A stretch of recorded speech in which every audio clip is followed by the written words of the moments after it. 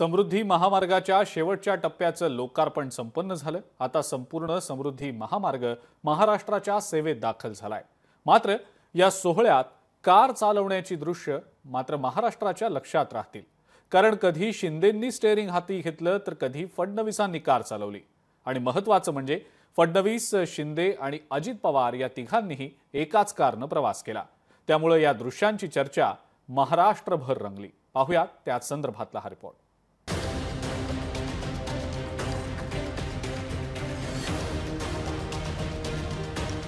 आधी उपमुख्यमंत्री एकनाथ शिंदेंनी हातात स्टीअरिंग घेतलं आणि बाजूला मुख्यमंत्री देवेंद्र फडणवीस बसले।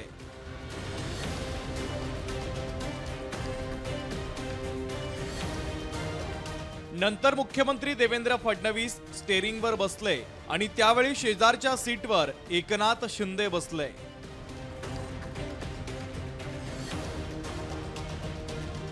आणि हे सगळं होत असताना उपमुख्यमंत्री अजित पवार मागे बसले।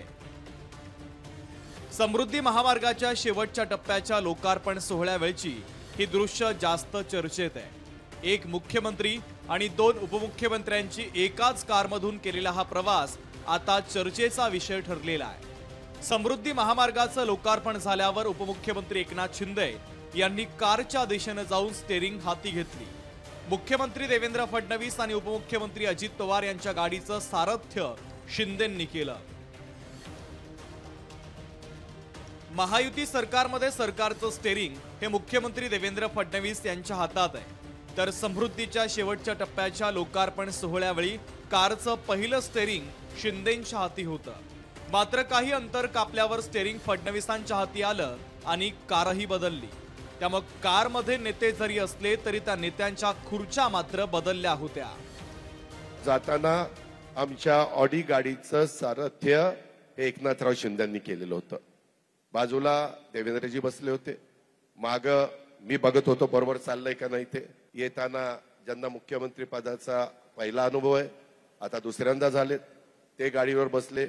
म्हणलं आता ही बाबा गाडीवर बसल्यावर ह्यांना ही गाडी चालणार नाही, आपण एलसी घेऊया।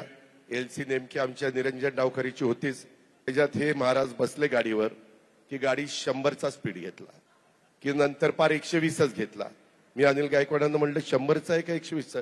ते म्हणले टनेल येईपर्यंत 120 आहे, टनेल सुरू झाला की 100। मी बघत होतो टनेल सुरू झाल्यावर ही 120 ठेवतायत की 100, पण बरोबर त्यांनी 100 वर आणलं। याबाबत मुख्यमंत्री देवेंद्र फडणवीसांनी मात्र सूचक आणि मिश्किल टिप्पणी केली आहे।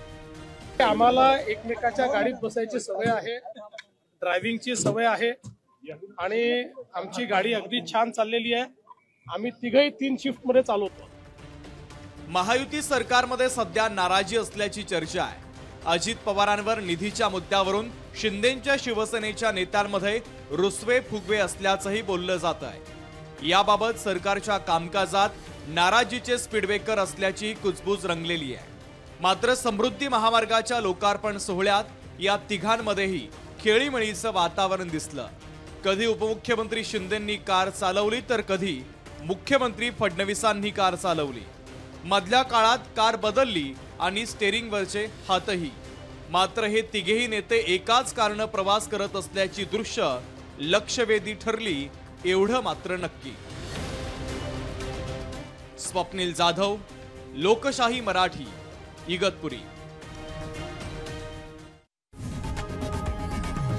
लोकशाही मराठी ऐका, पहा, जागरूक रहा।